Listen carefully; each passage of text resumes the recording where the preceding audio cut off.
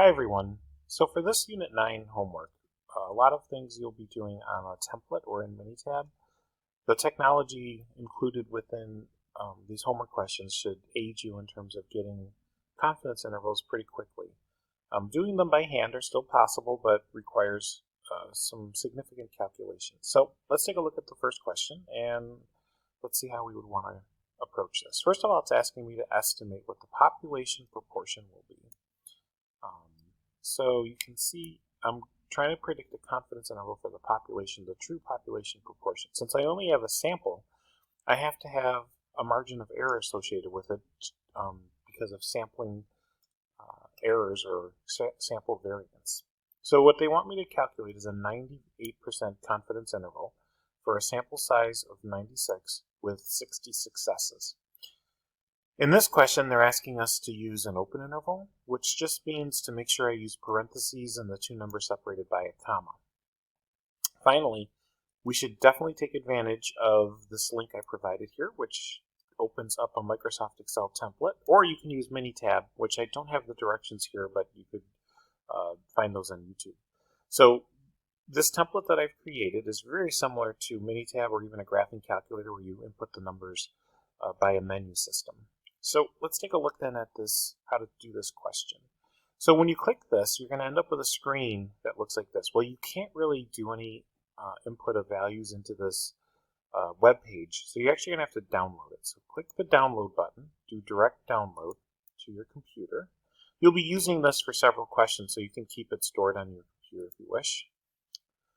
I'm going to do save, and once it's downloaded, I will open this up. And the one thing you have to make sure, if you're not able to type in some of the values, is that you enable this editing. Because there's embedded formulas in here, Microsoft has this as a protection because it senses formulas on this page. So make sure you do enable editing. I promise you there's no viruses in this file. I've used it for several semesters. And now I have to put in basically just 3 pieces of information. These gray boxes here is all I have to put in. Below this, see that says population proportion? Below this is for population mean. So in Unit 10, we will be discussing population mean, and you'll have to use the second row or the second confidence interval calculator. All right, so let's type in the numbers. Number of successes from this question is 60. The number for the sample size is 96.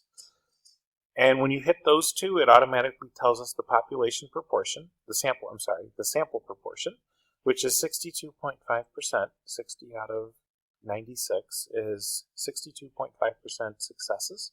Do we meet the normal criteria? Remember that the successes and failures have to be more than 10 in order for us to proceed, and in this they are. The last thing I have to put in is the confidence interval, so I'm going to put 98. Make sure you include a percent sign. Uh-oh, see, I didn't include a percent sign, and it gave me an error. So let's retry that. So I'm going to do 98%. Uh-oh, 98%. So I do actually have a warning set on this, so if you just type 98 and tried to hit enter, it would tell you that is not a good value. All right, so let's look at the rest of the numbers. If 98% confidence interval, then there's only 2% outside of that area. 2% plus 98% add up to 100%. My z-score, this is the number of standard deviations that I need to go away from the mean, from the sample proportion, in order to achieve a 98% confidence. So I have to go 2.326 standard deviations above and below. Now this number is used in this margin of error calculation. The margin of error calculation is the critical z-score times the standard deviation for this sample. And the sample, the standard deviation is a formula with a square root. So it's the square root of p hat times 1 minus p hat. All of that divided by the sample size. So all that information, and then once you get that answer and take the square root, you multiply it by critical z-score. All that information is contained right here with this number, so the margin of error. So in order for me to achieve 98% confidence, I have to go 11.5% or 0.115 on either side of this proportion. So I would add it and I would subtract it. Now let's type in these answers to make sure that this is correct. Let me go back to my screen here. All right, so I need parentheses. Make sure you have the parentheses. It wants 3 decimal places, which is what the Excel template is set to conveniently. And then I want 0.710, whoops, 740. All right, let's just double check that I have both those numbers correct. It looks good. And let's submit. And there you have it. So the way I would interpret this confidence interval is that one would say we are 98% confident that the true population proportion P falls within this interval of 0.51 to 0.74. And without sampling or asking everybody and only having a sample size of 96 to start with. All right, so good luck.